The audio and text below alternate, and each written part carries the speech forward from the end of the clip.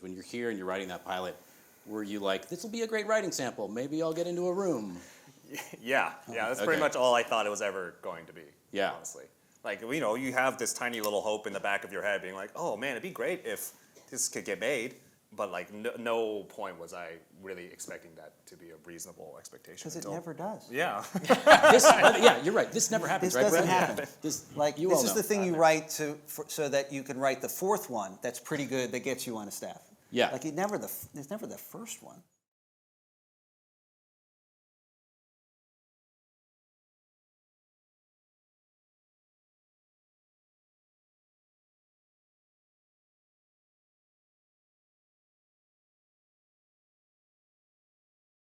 The writer's room. You wanted all Asian American writers, and you wanted Asian American directors, and you wanted an all Asian cast. Well, I mean, it was actually one of the things that in our first meeting, that they brought up. Yeah. They were like, Byron, when we do this, we want to bring in an all Asian American writer's room. And that's like one of the things that they told me from the beginning. So, and it was such a great experience to be able to sit in that room, and so many experienced writers were like, this is my first room where I'm not the only Asian American person.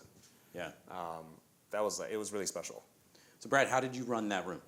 The first thing I sort of said to everybody is like, okay, you've never been in a room with a bunch of other Asian people, so you've had to probably put that part of yourself behind, and so we're not going to do that. Like, we're telling a story of an American Asian family, and so the only way to do that is to really do it. Like, if you left me alone, I'll tell the Jewish version of a family story cast with Asian people. And I was like, that's not going to work here. Like, we need to hear about your lives and the food you eat and the way your mom acts and the way your sister and the way you'd react to this and the things that are just different. And those are the way the stories are going to turn. And so if you aren't bringing that, and it was just a matter of constantly reminding them. And at the same time, like, look, it's you know, I'm running the room, and so I'm going to pick the stories we're going to do. But the specificity of it had to come from them because I couldn't bring that. Yeah. And so we would sometimes I would sort of let things riff. Like, at the beginning, it'd be like, we were talking about dating. And so suddenly everybody in the room realized something that they all shared about how they were dating, that they all were dating white people. And it was ha ha ha, and then the laughing stopped. They were like, shit. And so we talked about that. And then we were like talking about their moms and some really tough stuff, and people were crying and all that stuff. And it's like, let's let that happen. A lot of trust was involved, and it was the right decision. But I was just there, like, just trying to get my feet under me. And you know, I knew these characters really well. I knew the tone that we were trying to go for, and I was just trying to have as much fun in it as possible because I knew Paul was part of the show. So I was like, oh, that's really fun, and we all agreed that something is fun. Like, that got into the show.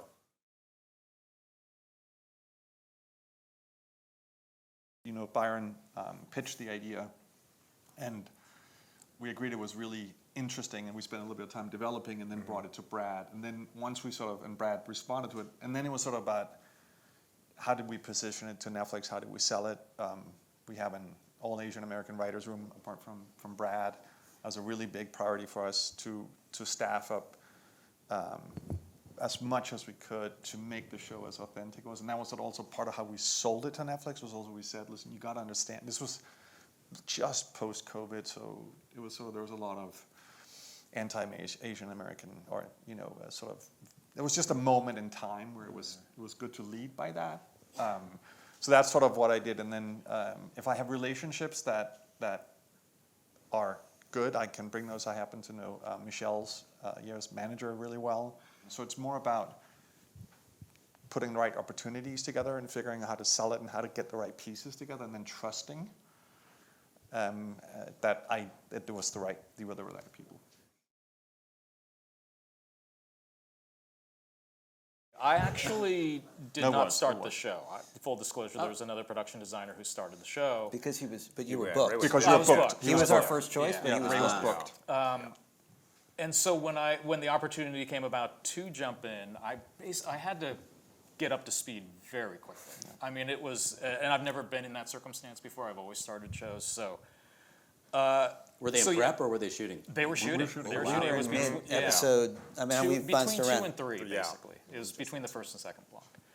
But, you know, what I found so wonderful was that all these kind of nuances of being an Asian American and sort of, you know, living in the burbs and all the details were so familiar to me, you know, and it was easy. The transition was great. The teams were great. So kind of hit the ground running and fit right in. It's not the hardest job, it's the most complex job. Like it's hard or it's easy depending on who you are, but there's the most responsibility, which also was what makes it the best job. You know, who was I talking to the other day? A director who's a pretty established director, movie director, and I said, my job's actually better. And he agreed that my job is better because you have true power, because you get to write it, and so there's nobody standing over your shoulder saying, no, change this, or we're gonna bring in somebody else. Then you get to cast it, you get to hire everybody, you get to deal with the budget, and so you know, like, okay, I really know I want this in episode 5, and so I'm gonna fight for it knowing I can give up this.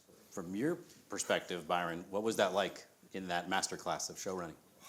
I mean, it was amazing. Like the mentorship periods where we like talked about it was great, but so much of it was just watching Brad work and like seeing how Brad handled a situation. Like, hey, we lost the location a week before we need to shoot it, and Brad be like, okay, like let's find another one. And be like, okay, and then you can just see how it calms the whole production down, and being able like being one step below and seeing things bubbling up, and then Brad just so effortlessly walking in, and he makes it seem so effortless that those were so many of my questions. Like, how do you? He's like, oh, it's just experience. I'm like, but like, no, really. Often the answer would be, do you have a therapist? It's like, this has nothing to do with show business. It has to do with how you present in the world and how you walk into a room, and are you embodying your power in a way, and have you put away your shit enough to be able to be the sort of the calm in the storm, and for people to be like, I'm following him. One of the commitments we made, Brad, when we were like, if the show gets picked up, we're going to do a scholarship at AFI, right? We're like, a big part of it, and it's geared towards Asian writers. So the 4 of us have committed together with Bob to put a scholarship in place to make sure that more Asian writers get a chance to go to AFI. That's so cool. And it'll be called the Brother Son Scholarship.